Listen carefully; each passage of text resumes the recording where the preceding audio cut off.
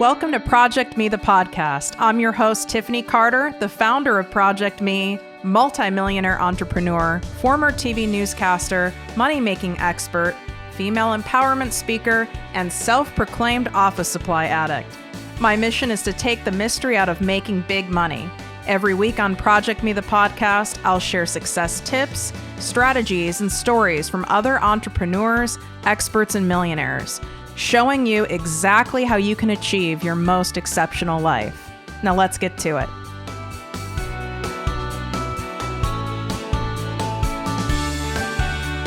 You're listening to ProjectME the Podcast with Tiffany Carter, episode number 4. 5 things I wish I knew before starting my business. So excited to give you guys these 5 things today. Wow, do I wish someone shared these with me concisely and bluntly before I became an entrepreneur. I truly had no idea, and I was raised by 2 entrepreneurs and I didn't know, as that was a different time. That was a different era of being an entrepreneur. That had different challenges and different nuances. So I couldn't have learned it from them. I never really thought of that. I thought I knew because I grew up with it. Well, I didn't. And now you get to know from my experience, which is one of my big passions about creating ProjectME, teaching you what I wish someone taught me so that you can get to where you want and reach your goals in a much easier, empowered, and fun way. Okay, so let's get to it. The first thing I wish I knew before starting my business was overhead. I wish I knew to calculate and allow room in my budget for expenses. I took for granted from being an employee how much things like office supplies, which we know I'm obsessed with, but even basic, not cute office supplies, which are not acceptable to me, but even basic things like stapler, tape, paper clips, copy paper, a printer, all those types of things. Well, those are covered when you work for a company. You're using their supplies. When you have your own, you have to get your own. You have to have your own printer. Some people have company laptops. They don't even have their own. You need to get an appropriate computer. I had that, but I did not account for how much office supplies do add up. Also with overhead are paid platforms. Now entrepreneurs, right? Most of us are in the digital space. Even if we have a brick and mortar type business, a boutique or some kind of a shop, you have a digital component as well. You have to. My business is basically all digital aside from my speaking engagements, right? And that even has a digital component because we promote those. So on all those platforms, in order to get the pro tools on these platforms, you have to pay. So storage and document sharing platforms like Dropbox, I think it's $9.99 a month. The software I'm using to record this podcast, the podcast equipment, but since not everyone does a podcast, obviously, I'll stick to other business ones. I mean, depending on your mode of business, you have to get, editing tools, photo editing tools. They're just bottom line basic programs, and those add up. For my other business that I have, my first business I started, a PR marketing social media business I've had 10 years, there are a ton of platforms I have to pay for. I have to pay for the auto posting software. I have to pay for reporting tools. Those are really expensive. I never thought of it because I was just so used to working for someone else and them just being there. And I really didn't even know how much they cost. And it all really added up. So that's something really good to know. Number 2, for those of you who are listening and tuning in from the United States, is health insurance. I also took this for granted. I know that companies make such a big deal about benefits, and this is your benefit package and benefits this, benefits that. And I actually would roll my eyes like, okay, well, you have to give me health insurance. Like, okay, like that's like standard. What's the big deal? The big deal is it is very expensive to be self-insured. And when you start your business, right, unless you have investors or some big amount of capital, you are starting off by yourself, meaning you don't have employees. So you don't qualify for a group insurance plan. You have to be self-insured. And that depends on factors as your sex, your gender, and your age. And mine runs, and I have a premium plan, but it's not the top plan. And I believe it's around $550 a month. Okay. So I know people who are older than me, who are at 1,000, and I know people who are at 1,800 who have a spouse and kids. So I was not aware of how much health insurance cost. I really was not aware it was that high of a premium. And I also was not aware that self-insurance doesn't offer a lot of the luxury benefits as a group plan. So it doesn't really, you have to end up paying more out of pocket for things like medication, for certain procedures or x-rays, etc., because you're not in a group plan. A group plan offers great benefits, and a lot of times you don't have to pay for those extras because you have an entire company that's paying into a plan versus it just being yourself. So that was a shocker to me. So don't take that for granted. If you're at a company that gives you good benefits, they have to give you benefits as a full-time employee. That's required, but they give you that plus good benefits. Know how much that's worth and look into it, especially if you have a family. Just look into it so you go into starting your business with your eyes wide open and you're not shocked by that. Okay. Moving on to number 3. I, like many entrepreneurs, think that I can do it all on my own. I can figure it out, like that tenacious, high driving personality. Those are the people who want to start their own business or want to figure out a way to make money by working at home. Those types of people have those personalities, which, is a good thing. You're self-reliant. You have the confidence and the determination to figure it out. There's a lot of stubbornness mixed in there. Well, there's a flip side to everything, right?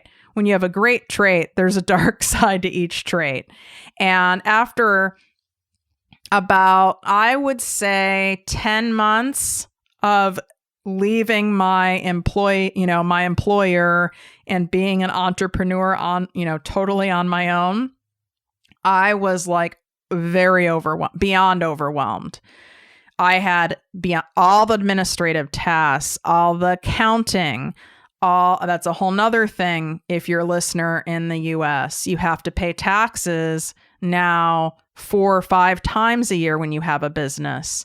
So you have all that administrative work.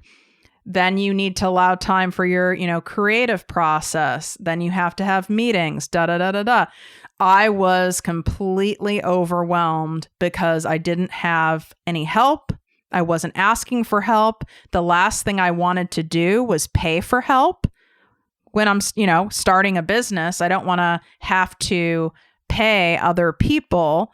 I'm already spending extra money on things like my own business overhead, like I covered in number 1, and health insurance in number 2. I didn't want to have to put more money out there when I don't yet have, enough coming in to do so. But you know what? It ends up paralyzing us. So the third one is budget money for hiring a coach or a mentor. It's going to happen. You can tell yourself, oh, well, Tiffany, I can just listen to podcasts. I can do the free online stuff that these coaches and mentors offer. I can do your free programs, Tiffany, and that'll be enough. Okay.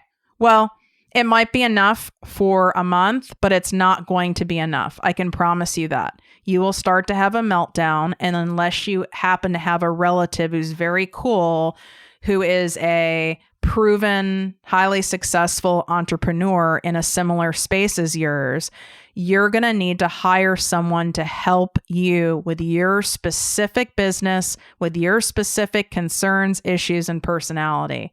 And if you don't, you are cheating yourself out. So I wish I had put in the budget for a coach and even was told to get a coach/mentor.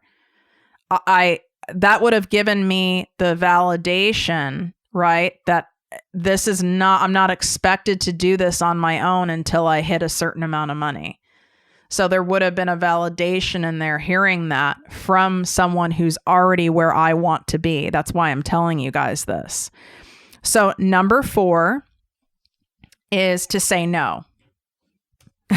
How's that for simplicity? You've got to say no. And I probably should have put, if I was writing this down, I'd put it in bold and flashing stars all around it. You have to say no. I thought that every client that came my way, I needed to say yes to in the beginning because I wanted to build my business. Even though my spidey senses, my gut, I was like, quite frankly, this person sounds crazy. This person sounds desperate. This person sounds a little too intense for me. Or this really isn't a great fit. They're in an automotive type market and it doesn't make sense with my expertise. I didn't say no to any of them. I thought I had to say yes because they came to me with their checkbooks out, so to speak. And it didn't feel good. It ran me down. It didn't leave open spots in my schedule for when people came around who were totally in my niche and who I really wanted to work with. I didn't have the time yet then because I was so caught up with these people that I should have said no to that I didn't. And then I'd become frustrated with myself. I had to learn the hard way. Since I didn't say no, I've had a couple, I'm telling you, crazy people who wanted ridiculous results for almost no money and were truly crazy, borderline abusive. I had another client who was very successful in the medical space and without getting into it was hardcore sexually harassing me, and I had a signed contract with him, so I didn't know how to exit out of this without getting sued. So I felt I had to finish out the contract, which I did. That was horrible. So those are just 2 examples that I wouldn't want to see you guys get into. And I had vibes about both of them in the beginning, and I said yes anyway. So flash forward, of course, to now, I would politely, decline and send them on their way. So say no. Number 5, which is the final thing, is a self-care routine. It is absolutely imperative that you allow time and space and even money and build in self-care to your schedule. When you first start with a business, or if you're revamping a business, it is so easy to get super obsessive because you're excited, you're nervous, a lot of extra energy, and some of it's kind of stress energy, some of it's good energy, and you can sit at your laptop for 16 hours, or you can just work, hold up in your home office for hours and start, blowing off the gym, forgetting to eat lunch, not going on dates with your spouse, significant other, watching yourself, your back starting to hurt from being hunched over, typing.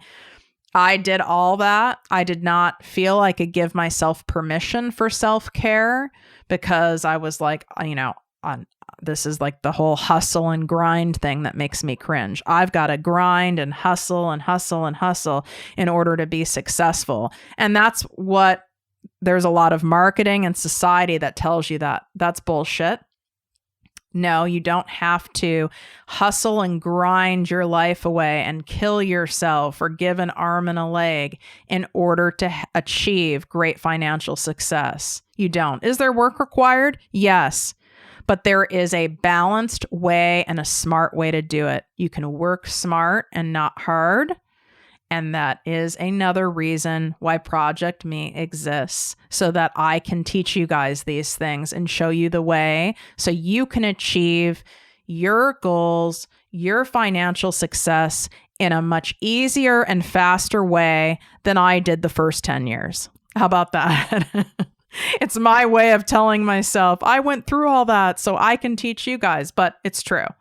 So self-care. So maybe you plot out in your schedule a non-negotiable from 9 in the morning to 11. That's my gym, relaxing shower or bath, journaling time.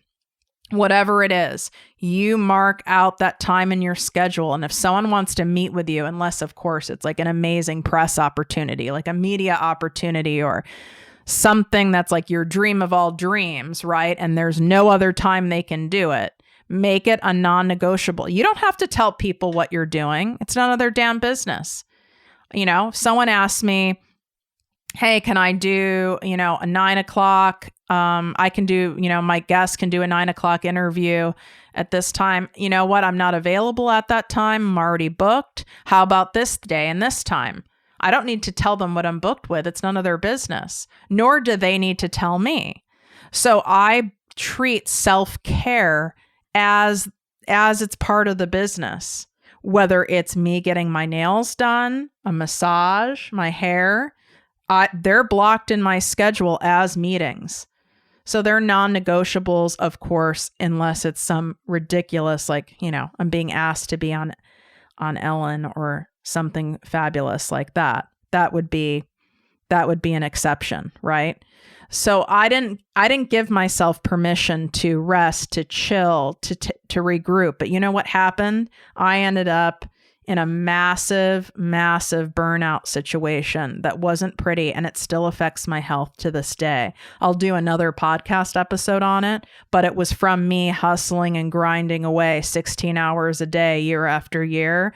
It will catch up to you. I don't care who you are. No one is above that. We are human beings, not human doings. We can only do so much, and our body will finally say no at some point. So I hope these 5 things I wish I knew before starting my business is helping you, is giving you some food for thought for the day. And as always, I wish you great wealth, health, and worth. If you enjoyed this podcast, please write a 5-star review on iTunes. Not only will this make me super happy, but it will allow more listeners to find our special show. Simply help me help others.